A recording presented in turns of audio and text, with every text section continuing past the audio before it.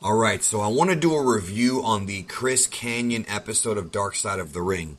Now, I did do a review on the Plane Ride from Hell episode, but Vice chose to copyright strike the video and take it down. So even though there's people on YouTube who have literally re-uploaded the entire episode of Dark Side of the Ring, instead, Vice, whoever works there, or if it's the bot or whatever, chose to copyright strike my video that had no content from Dark Side of the Ring, had no content from anything on Vice.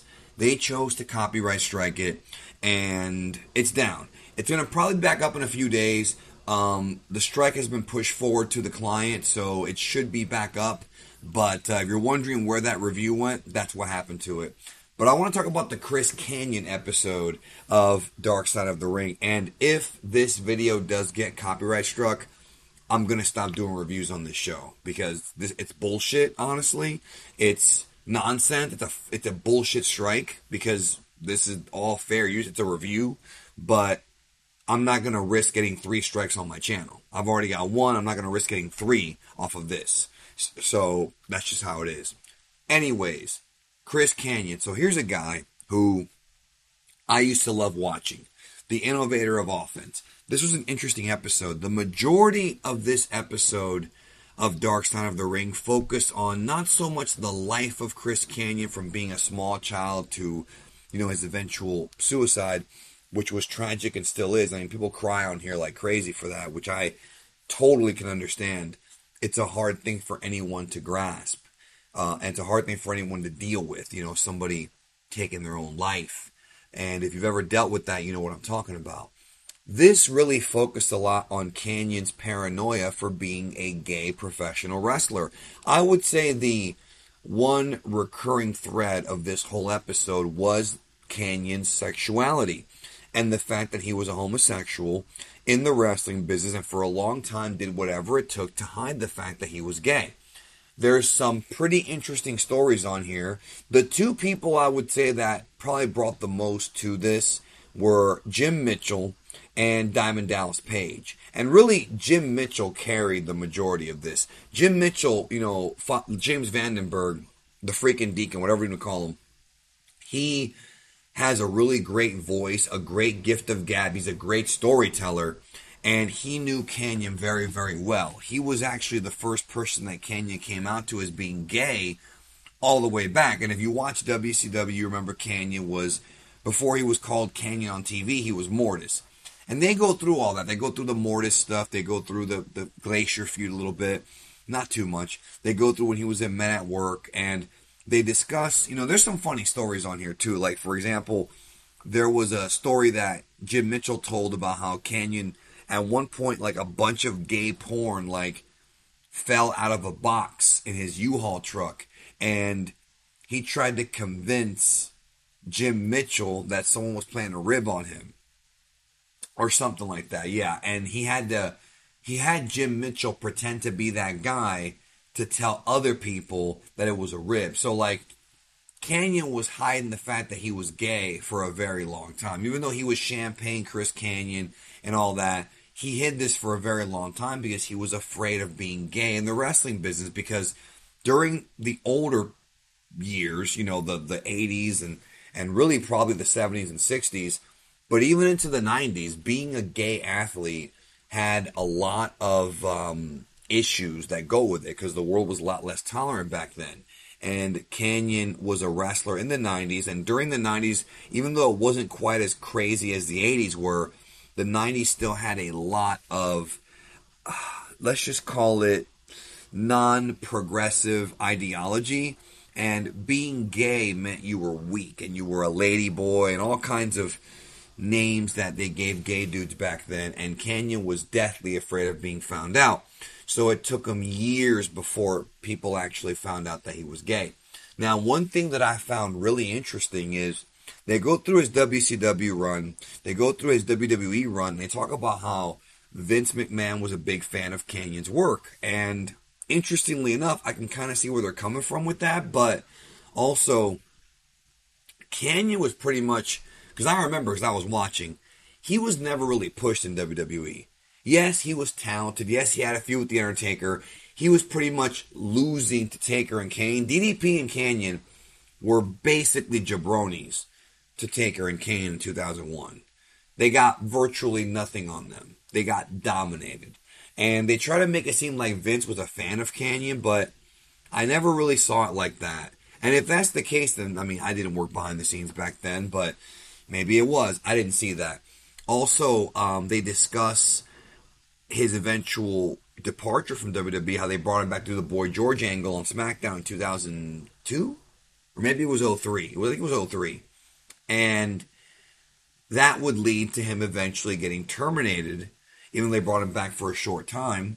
And he would then later on not only come out as being gay, but eventually set his sights against the WWE, making claims that he got fired for being gay. Now, I don't think he was fired for being gay, but who knows? I don't work there. What was interesting, though, is they showed this clip of Kanyon on the Howard Stern show discussing his sexuality and how WWE fired him for being gay. And even Jim Mitchell on the episode talks about how he didn't think that's what really happened. But nonetheless, Kanyon thought so. And so Jim Mitchell is talking about this or whatever. And, so Kanyon, they show Kanyon on Howard Stern, and they show John Cena on Howard Stern. And Cena talks about how Kanyon was no good. And, I mean, look, with all due respect to John Cena, at that time in the mid-2000s, Kanyon could wrestle circles around John Cena blindfolded. I'm sorry, but John Cena was not a very good wrestler back then. He didn't really get good till like 07, 08. From 03, 04, 05, 06, he was not that good. He really wasn't. He was definitely not on Kanyon's level. Then they talk about how Ric Flair calls it, and even he defends WWE, talking about how Kanyon just wasn't connecting with the audience. Now, that may have been true, but the idea that Kanyon was not a good worker, I mean, and they even talk about on here that hurt Kanyon because Ric Flair was one of his idols.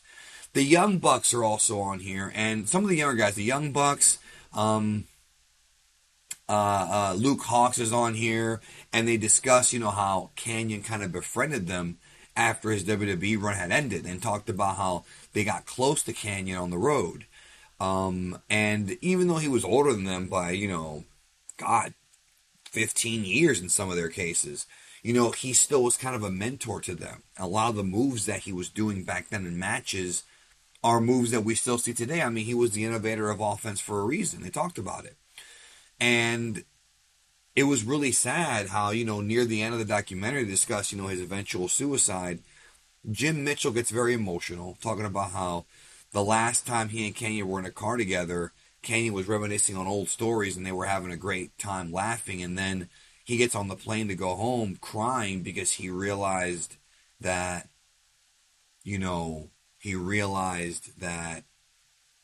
he was going to kill himself, that he didn't have a lot of time left. And DDP himself talks about, I knew that something bad was going to happen, because he was on that downward decline. I do have a story to tell about Kanyon. They talk about how in 2004, Kanyon was starting to do all these crazy stunts to get WWE's attention. And, they interviewed somebody who used to work for WWE. I remember going to a house show in September of 2006, and DX was wrestling, the Generation X, Triple H and Shawn Michaels, and Kanyon was there, and he jumped the rail. This is at the house show. He literally jumped over the rail and had a sign that said, hire Kanyon or something. I don't remember what the sign said. It was a long time ago. But I do remember Triple H gets on the microphone. Security escorts him out of the building. I didn't know it was an angle or a shoot. But Triple H gets on the microphone and he goes, "Who better than Kanyon, huh? Go back to the Indies." And I remember that. I remember vividly that happening. I literally remember that. That was Kanyon during this time period, yo. That happened at a house show in Tampa, Florida. I'm not even kidding. I'm not even kidding you. So I can vouch that Kanyon was definitely doing these publicity stunts at the time to try to get attention. That's my little Kanyon story, Plus, the dude was over. When I was in high school, a lot of my friends did, "Who better than Kanyon?" The guy was popular, okay? Was he Austin level? No. But he was one of those guys that people remember because of Who Better Than Kanyon. People remember Mortis during the boom period of wrestling, and His suicide was very tragic. And a lot of people said a lot of nice things about him. It was definitely not a documentary that was meant to make him look bad. Obviously, he made his mistakes. He had his demons, depression, things of that nature were all discussed. But the documentary made him out to be a visionary, a friend, and an inspiration to others. So it's worth checking out. By Vice, Dark Side of the Ring, the newest episode. Thanks for watching. I'll talk to y'all real soon.